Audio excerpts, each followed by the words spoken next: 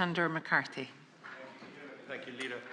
This morning, as part of the Housing Committee, I'm downstairs with the launch of the Homeless Report. And I've mentioned in this House before that I appeared before the joint houses of the Oireachtas on housing and homelessness back in 2016. And at that stage, there was approximately 6,000 people homelessness. The Minister for Housing gave an undertaking that homelessness would be eradicated by 2020. The Homeless Report today is dealing with a trebling of those numbers in the last 10 years. So we've over 17,500 in emergency accommodation. And now the report is saying we're hoping to eradicate homelessness by 2030. So the timeline is fairly tight. So we need 300,000 houses by 2030. So I know we're describing homelessness as a crisis, but for me, a crisis is something that is usually temporary.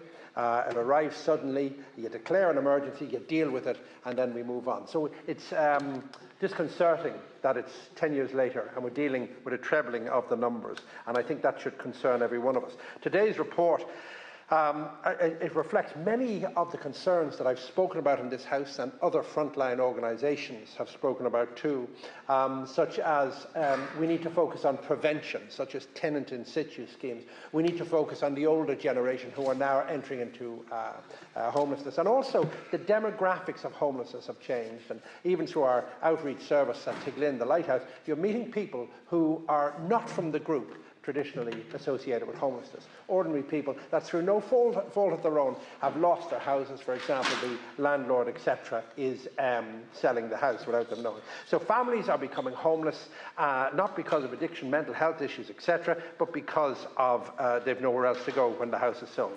So I just want to say the committee's report is very welcome, but the reports don't house people. We need definite action on that. We need urgency. And every day we delay, more people are losing their homes. Over 24,000 have received eviction notices in the last year since we changed the regulation. So I think we owe them better than that, Leader and Cahirla. Thank you.